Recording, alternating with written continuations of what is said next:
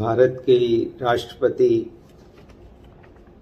हर excellency Draupadi Murmu ji, नमस्कार। मेरा नाम अशोक अरोड़ा है। मैं पिछले 50 साल से कानून पढ़ भी रहा हूँ और पढ़ा भी रहा हूँ। इंट्रोडक्शन के लिए सिर्फ इतना काफ़ी है कि जो प्रेजेंट चीफ जस्टिस इंडिया है वो भी मेरे जूनियर हैं कॉलेज में, और इसका मतलब बाकी सारे जज तो हो ही गए।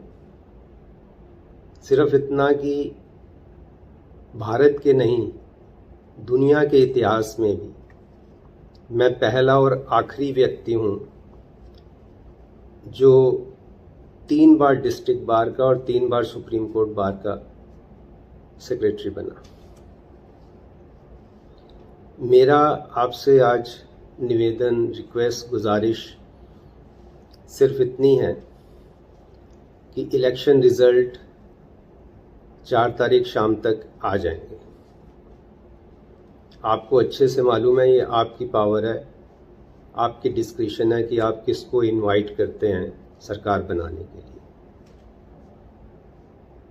मैं जितना आपके बारे में पढ़ा है, मेरा आपके लिए बहुत आदर है, और मुझे पक्का पता है कि आपको इस बात का इल्म है, ज्ञान है और अवेयरनेस है कि भारत एक न्यूक्लियर पावर है। भारत की बागडोर एक ऐसे व्यक्ति के हाथ में होनी चाहिए जो कम से कम बैलेंस है, स्टेट्समैन है। कानून की अगर हम बात करें तो कानून के मुताबिक सिंगल लार्जेस्ट पार्टी अगर उसकी मेजॉरिटी है तो उसके लीडर को आप इनवाइट कर सकते हैं, करना भी चाहिए। सिंगल लार्जेस्ट पार्टी की अगर मेजॉरिटी नहीं है तो प्री पोल अलायंस, इलेक्शन से पहले जिनकी आपस में एक अलायंस था, उनकी अगर बनती है तो उनको भी बुला सकते हैं। अगर प्री पोल अलायंस नहीं है तो पोस्ट पोल अलायंस भी हो सकता है। पोस्ट पोल अलायंस में आपको लगे कि ये सरकार, ये पार्टी सारी मिलके एक स्थिर सरकार सबसे ज़्यादा ज़रूरी चीज़ है। और सबसे ज़रूरी चीज़ ये भी हमें याद रखना है कि single largest party is not a magic stick. ये कोई जादू की छड़ी नहीं है कि जिसकी सिंगल लार्जेस्ट पार्टी का जो भी लीडर बनेगा उसको आपने ज़रूर इनवाइट करना है।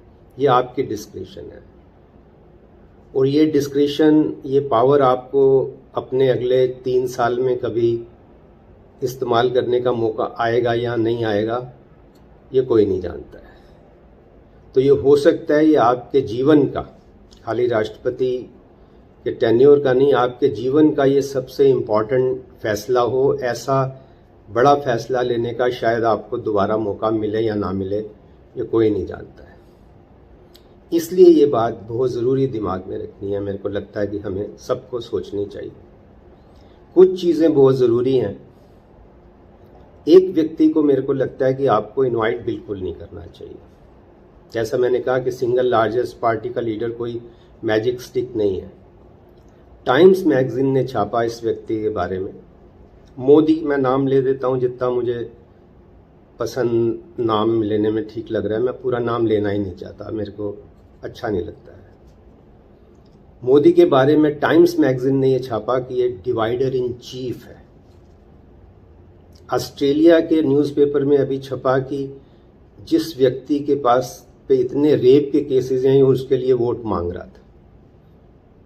वॉशिंगटन न्यूज़ में 2 दिन पहले की खबर है कि उन्होंने कहा है यूएनओ में कि ये व्यक्ति खाली देश के लिए नहीं, पूरी दुनिया के लिए खतरा है, क्योंकि अभी भी स्पीचेस में ये बोलता है कि मैं घर में घुस के मारता हूं।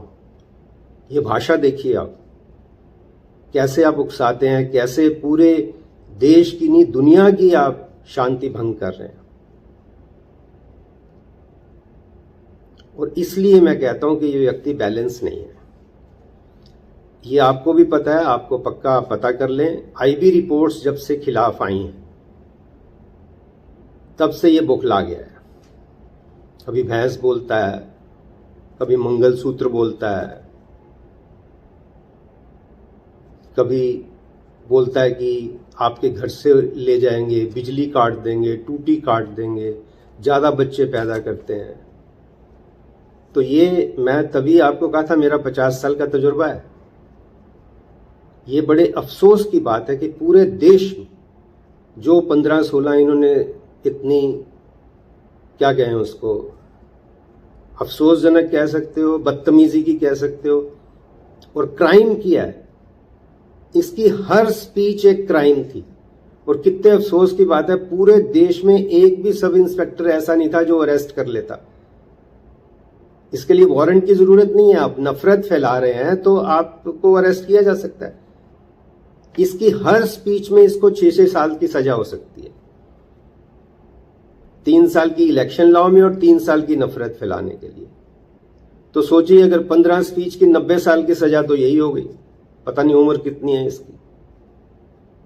तो ऐसे व्यक्ति को पूरे इलेक्शन में कहीं भी बेरोजगारी पे, महिलाओं के खिलाफ जो हो रहा है उस पे, किसानों पे, महंगाई पे बात ही नहीं करते हैं, कोई नहीं बात करते। और पूरा इनका परिवार, लोग भी तो, क्योंकि जब आप भड़काऊ भाषण पे लोगों को इनाम देते हो, गोली मारो सालों पे, तो लोग एनकरेज होते हैं।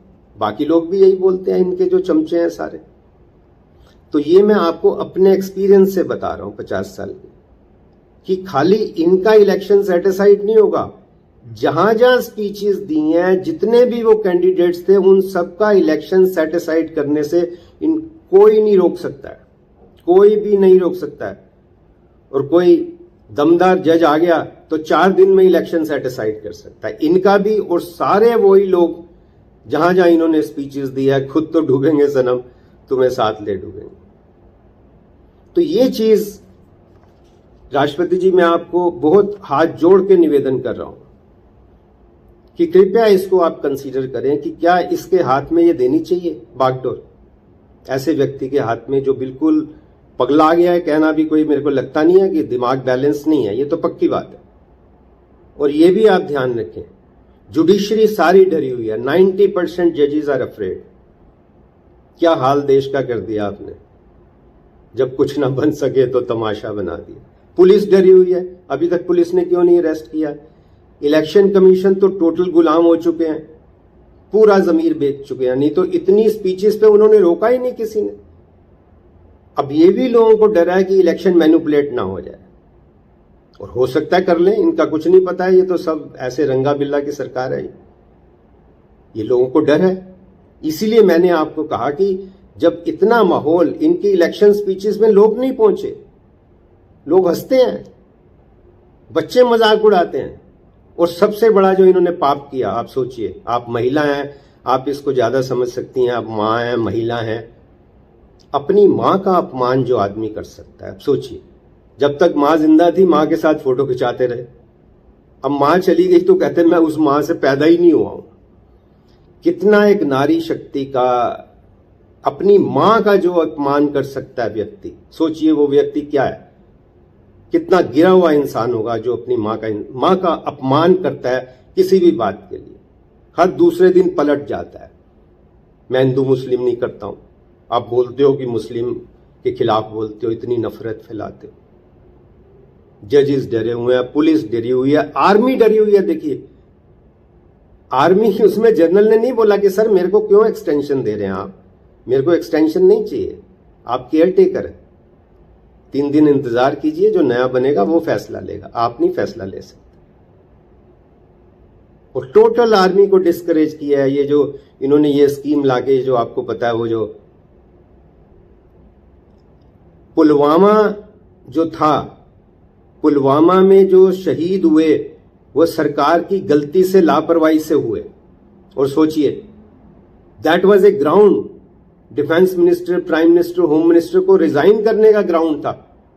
और इसको अडवाणी ठीक कहते हैं कि इवेंट मैनेजर है, उसको बेच दिया। बताइए, अपनी गलती को बेच दिया।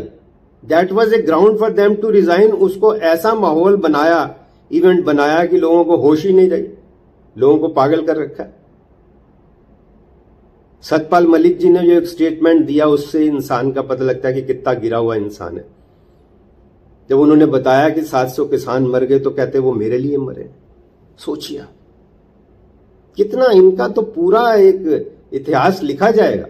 इनका तो जन्म ही उस पे हुआ। आपको पता है जो दंगे करा के तो इनकी राजनीति शुरू हुई। 3000 लोग मरवा के आपने अपनी राजनीति शुरू की है। तो मेरा राष्ट्रपति जी आपसे विनम्र निवेदन है, इस चीज को मद्देनजर रखते हुए आप इनको, मोदी को तो बिल्कुल इनवाइट नहीं करें। बाकी मैंने आपको 3 प्रिंसिपल जो मेरे को समझ आए मैंने बताए।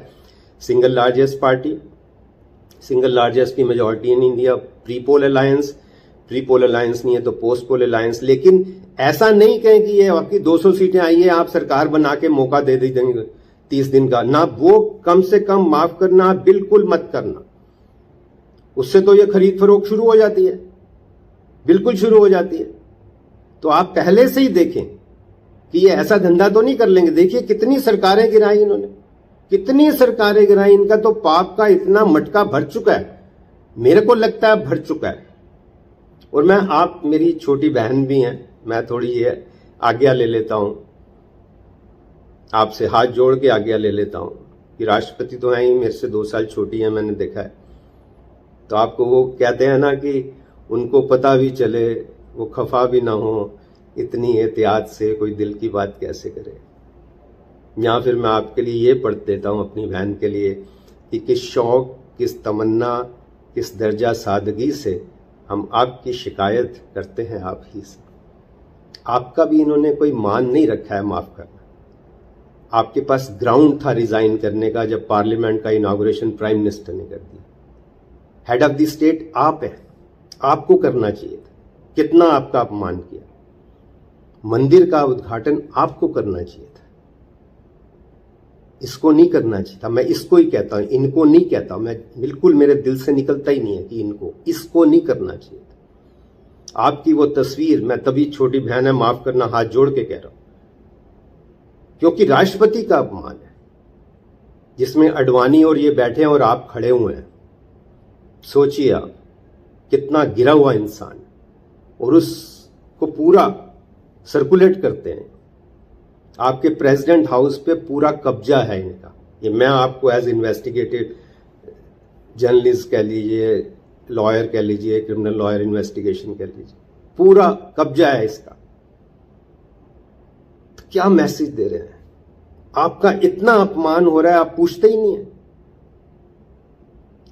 फैसले सरकार लेती है, लेकिन एट द सेम टाइम आप सरकार से जरूर पूछ सकते हैं एक महिला होने के नाते कि मणिपुर वायलेंस पे क्या हो रहा है, किसानों की आत्महत्या क्यों हो रही है। आप सवाल तो पूछ सकते हैं कि नहीं?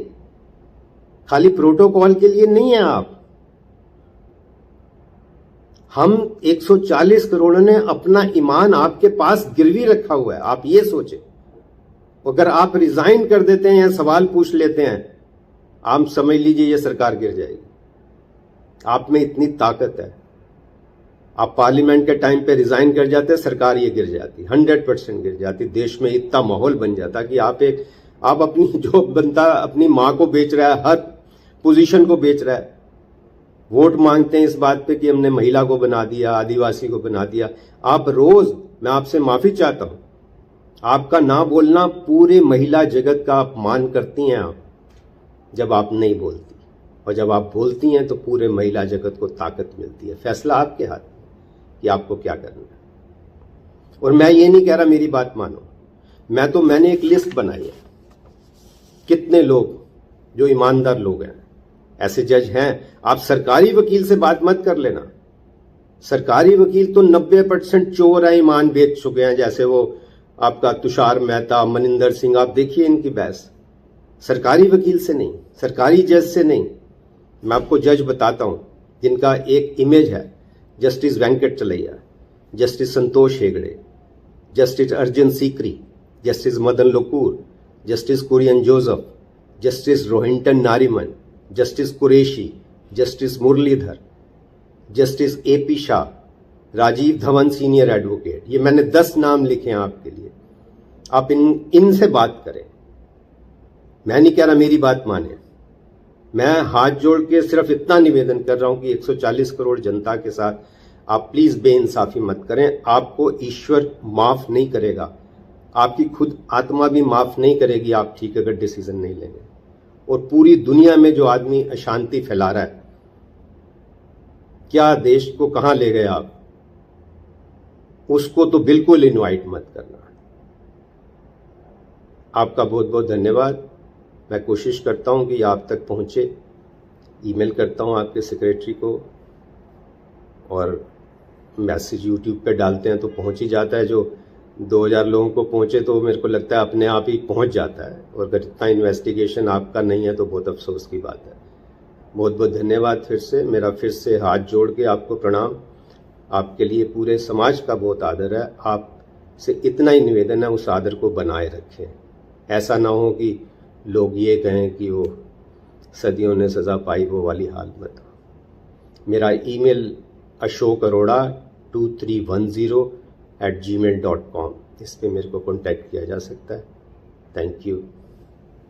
जय हिंद।